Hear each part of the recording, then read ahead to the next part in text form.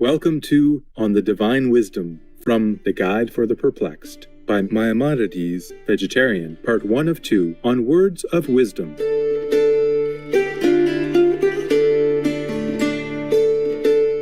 Maimonides, also known as Harambam or Rabbi Moses ben Maimon, was a notable medieval Jewish philosopher, astronomer, physician, and intellectual figure, born into a prominent family in Spain.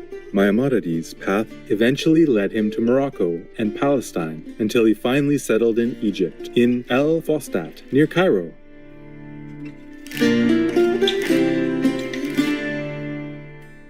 Shortly after moving to Egypt, life-changing events prompted him to start his practice as a physician. It was not long before Maimonides became renowned in the area and became the personal physician to the Sultan Saladin, a famous Muslim military leader. He also tended to other patients, lectured before fellow physicians, and became a leader of the Jewish community, teaching and helping its members.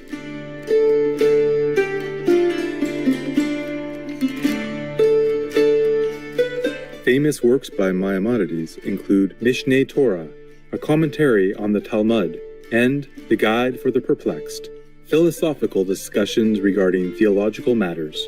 A revered pillar of the Jewish world, Rabbi Moses ben Maimon, also had a significant influence on some great medieval writers and thinkers, such as Baruch Spinoza and Gottfried Wilhelm Leibniz, and made an important impact on the medieval science archives.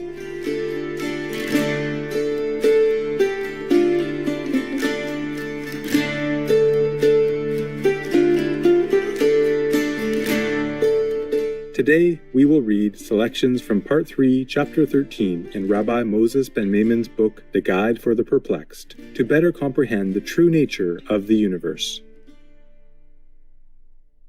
Part 3, Chapter 13.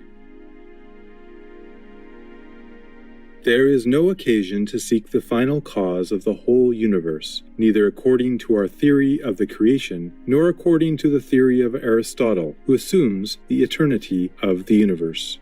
Those who acknowledge the truth will accept as the best proof for the creation the fact that everything in nature serves a certain purpose, so that one thing exists for the benefit of another. This fact is supported by numerous instances and shows that there is design in nature. But the existence of design in nature cannot be imagined unless it be assumed that nature has been produced.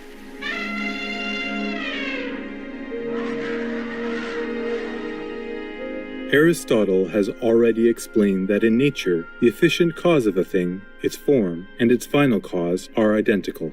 Every individual thing arrives at its perfection fully and completely when the actions that produce its form are complete. The ultimate purpose of the species is a perpetuation of this form by the repeated succession of genesis and destruction, so that there might always be a being capable of the greatest possible perfection. It seems therefore clear that, according to Aristotle, who assumes the eternity of the universe, there is no occasion for the question of what is the object of the existence of the universe. We must, in continuing the inquiry as to the purpose of the creation, it was the will of God, or his wisdom decreed it, and this is the correct answer. The wise men in Israel have, therefore, introduced in our prayers for Ne'ilah of the Day of Atonement the following passage: Thou hast distinguished man from the beginning, and chosen him to stand before thee. Who can say unto thee, What do thou? And if he be righteous, what does he give thee? They have thus clearly stated that it was not a final cause that determined the existence of all things, but only his will.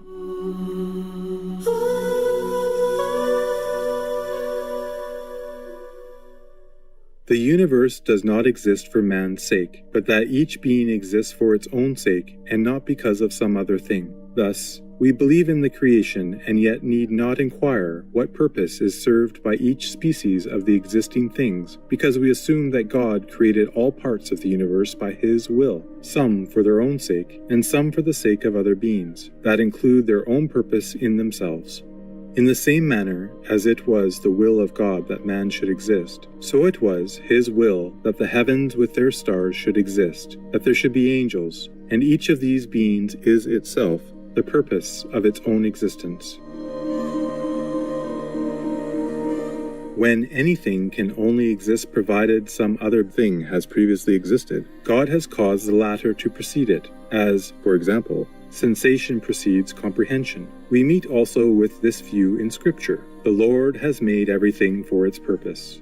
It is possible that the pronoun in la manihu refers to the object, but it can also be considered as agreeing with the subject, in which case the meaning of the word is, for the sake of himself or his will, which is identical with his self or essence, as has been shown in the treatise. We have also pointed out that his essence is also called his glory. The words, "The Lord has made everything for himself," express therefore the same idea as the following verse.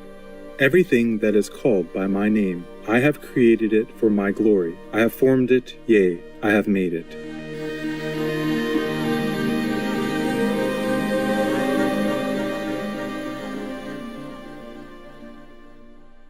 Study the book which leads all who want to be led to the truth, and is therefore called Torah, law, or instruction, from the beginning of the account of the creation to its end, and you will comprehend the opinion which we attempt to expound. For no part of the creation is described as being in existence for the sake of another part, but each part is declared to be the product of God's will, and to satisfy by its existence the intention of the Creator. This is expressed by the phrase, "And God saw that it was good." You know our interpretation of the saying of our sages. Scripture speaks the same language as is spoken by man, but we call good that which is in accordance with the object we seek. When therefore Scripture relates in reference to the whole creation, "And God saw all that he had made, and behold, it was exceedingly good," it declares thereby that everything created was well fitted for its object, and would never cease to act and never be annihilated.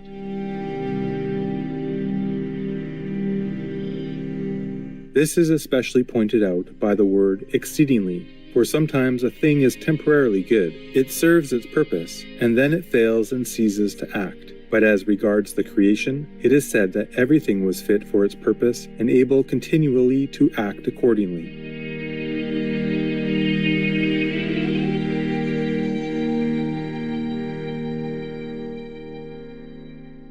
Just because you are frustrated in bed, making war won't satisfy you. Noble viewers, thank you for your company today.